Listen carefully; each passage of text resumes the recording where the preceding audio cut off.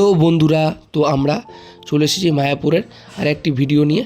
আগের ব্লগে তো আমরা বলেছি যে আমরা কখন পৌঁছেছি। এবার আমরা অবশ্যই আপনাদের শেয়ার করব যে আমরা মায়াপুরে কি কি করলাম এবং কিভাবে কাটালাম। তো চলো আমরা ভিডিওটা দেখি এবং তার সঙ্গে সমস্ত কিছু এনজয় করি।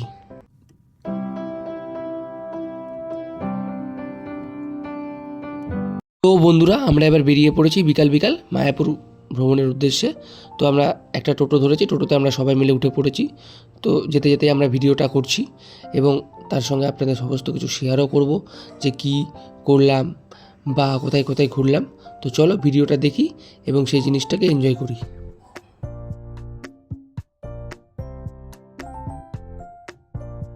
ভিডিও করতে করতে আমরা অনেকটাই চলে এসেছি। এবার আমরা মন্দিরে যাচ্ছি।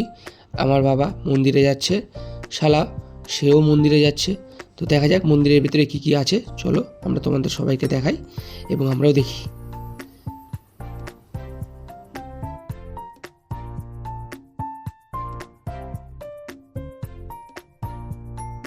তো বন্ধুরা, মোটামুটি সবাই মন্দিরে ঢুকে পড়েছে। আমার মা মন্দিরে যাচ্ছে, পিছনে যে ভাই আমার ছেলেকে কোলে নিয়ে মন্দিরে যাচ্ছে। আমিও পাঞ্জাবি পরে আস্তে আস্তে মন্দিরের মধ্যে ঢুকছি। বউ পিছন পিছন ভিডিও করতে করতে আসছে। তো চলো আস্তে আস্তে দেখি মন্দিরের ভেতরে আমাদের কি কি দেখা যায়।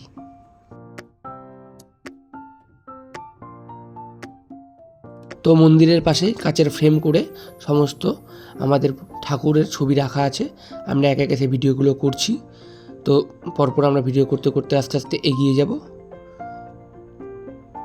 এই যে এটি আর একটি ঠাকুর এবং ঠাকুরের সমস্ত কাহিনী, যে কিভাবে ঠাকুর এসেছে বা ঠাকুর কী করেছে তার সমস্ত কিছু এখানে ছবির মাধ্যমে তুলে ধরা হয়েছে। তো চলো পরপর আমরা ছবিটা দেখি এবং এনজয় করি।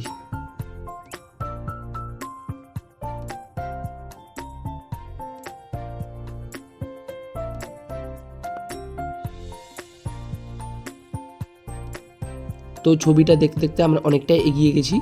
এখানে আরও কিছু নতুনত্ব ছবি আমরা দেখছি, যেগুলো ইনি কুষ্ঠরোগী, ইনি কীভাবে একটা মূর্তি বানিয়েছেন সেটাও এখানে দেখাচ্ছেন। চৈতন্যদেব এর মাধ্যমে সেটাকে বর্ণিত করেছেন।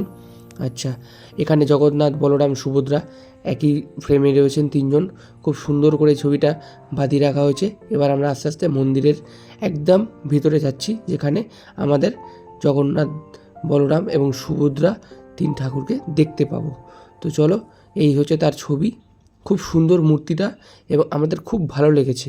প্রত্যেককে আমরা এটা এনজয় করেছি এবং এই যে পূজা দেওয়ার জন্য মা থালা নিয়ে রেডি। তো এবার পূজা দেওয়ার সমস্ত কিছু জন্য যা যা করতে হয় উনি করবেন। তো চলো ভিডিওটা দেখি এবং কী কী আরও হচ্ছে।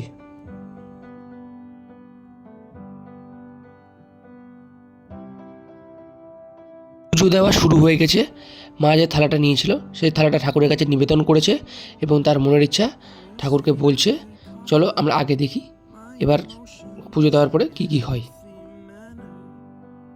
পুজো দেওয়ার পরে আমরা মন্দির থেকে বেরিয়ে গেছি এবং আর একটা নতুন মন্দিরের উদ্দেশ্যে রওনা হয়েছি। তো যাত্রাপথে আমরা যেমন টোটো করে যাচ্ছিলাম সেরকম টোটো করেই যাচ্ছি। তো চলো আগে গিয়ে দেখি আমরা আবার নতুন কোন একটা মন্দির দেখতে পাই, কারণ আমরা তো সব মন্দির চিনি না। আমাদের টোটোওয়ালায় আস্তে আস্তে সব মন্দিরে নিয়ে যাবে। তো চলো যেতে যেতে এটাকে এনজয় করি।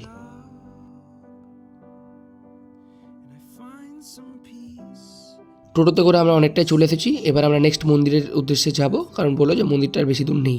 তো আমরা মন্দিরে প্রবেশ করছি। এই যে বাবা যাচ্ছে, আমি ছেলেকে নিয়ে দাঁড়িয়ে আছি। তো আস্তে আস্তে মোটামুটি সবাই ঢুকেই পড়েছে। তো আমরা একটু পিছন পিছন ঢুকলাম। তো এবার দেখি মন্দিরের ভিতরে কী কী আছে। চলো আমরা সেটাকে সবার সামনে তুলে ধরার চেষ্টা করি। আমরা সবাই মন্দিরের মধ্যে ঢুকে পড়েছি। তো চলো, এটা মন্দিরের গেট, কিন্তু গেটটা শুনলাম লক করা আছে, সেই জন্য সেরকমভাবে কিছু দেখা যায়নি। যা দেখেছি বাইরে থেকেই, ভেতরে কিছু দেখতে পাইনি। তো এবার আমরা আস্তে আস্তে মন্দির থেকে বেরিয়ে গেছি এবং বাইরের দিকে ঘুরছি।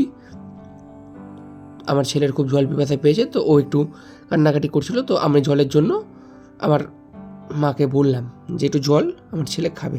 তো উনি তাড়াতাড়ি করে যাচ্ছেন যাতে ছেলেকে জল খাওয়ানো যায়। ছেলেকে জল খাওয়ানো শেষ। এবার আমরা মন্দিরের আরেকটার দিকে যাচ্ছি। আমার সামনে আমার শালাবাবু যাচ্ছে, পাশে আমার ভাই এবং ছেলে।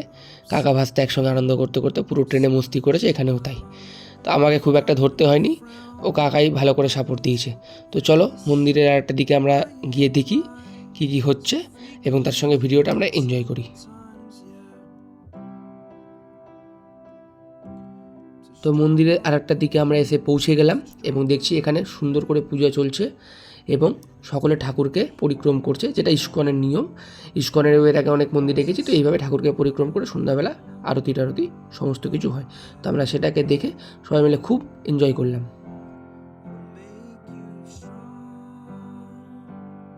এবার আমরা মন্দিরের অপর এক প্রান্তে আসলাম ঠাকুর দর্শন করার জন্য এবং সবাই মিলে আমরা ঠাকুর দর্শন করলাম ও প্রণাম করলাম।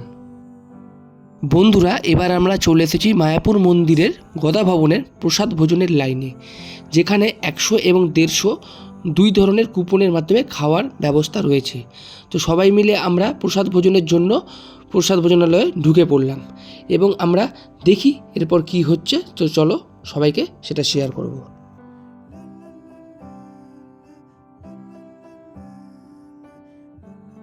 সবাই মিলে নিজের খুশি মতো জায়গা চয়েস করে টেবিলে বসে পড়েছি। এই আমার ছেলে, আমার কাকিমা, তারপরে আরও বাকি লোকজন রয়েছে এবং পুরোটাই ভরে গেছিলো, যেহেতু সবাই মোটামুটি বসে পড়েছে। তো খুব সুন্দর জায়গা এবং খুব পরিষ্কার। প্রত্যেকটা লোকের বিহেভিয়ার খুব ভালো এবং প্রত্যেকটা স্টাফ খুব সুন্দর। তো তারা এবার খাবার পরিবেশন করার জন্য থালা বাটি সমস্ত কিছু দিচ্ছে এবং গ্লাস, ওদের কাগজের গ্লাস সবাইকে দেওয়া হচ্ছে। তো আমরা দেখি এরপর কি হচ্ছে। আমার শ্বশুরমশাই এবং শাশুড়িমা আমার ছেলেকে নিয়ে বসে পড়েছে এবং অপরদিকে কাকিমা রয়েছে এবং প্রসাদম বিতরণের জন্য একজন মুখে মাইক নিয়ে সমস্ত তার যা কর্তব্য তা বলে চলেছে। তো প্রসাদমের অনেকগুলো মেনু আছে, সেই মেনুগুলো আস্তে আস্তে এখানে সার্ভ হবে। সবাই আমরা সেটা দেখব এবং আমরা খুব এনজয় করব। বন্ধুরা, খাবার পরিবেশন শুরু হয়ে গেছে, ভাত দেওয়া হচ্ছে। এরপরে কি কি আসে আমরা দেখি। চলো ভিডিওটা দেখতে দেখতে সেটা আমরা সবাই জেনে নিই।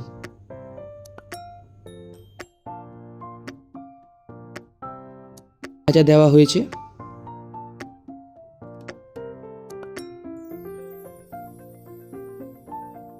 এই যে ডাল দেওয়া হয়েছে, আরও সবজি আসছে এবং সেই সবজিগুলো ওরা আস্তে আস্তে দিচ্ছে, কারণ বাড়িতে দিতে হবে, তো সেই জন্য সময় লাগবে। তো চলো আমরা ভিডিওটা শেষ পর্যন্ত দেখি এবং এনজয় করি। আর বাকি যা আছে তা আমরা তো আমাদের সঙ্গে পরের ভিডিওতে আবার শেয়ার করব। তো চলো আজকের মতন আমরা এখানে ভিডিওটা মোটামুটি শেষ করি।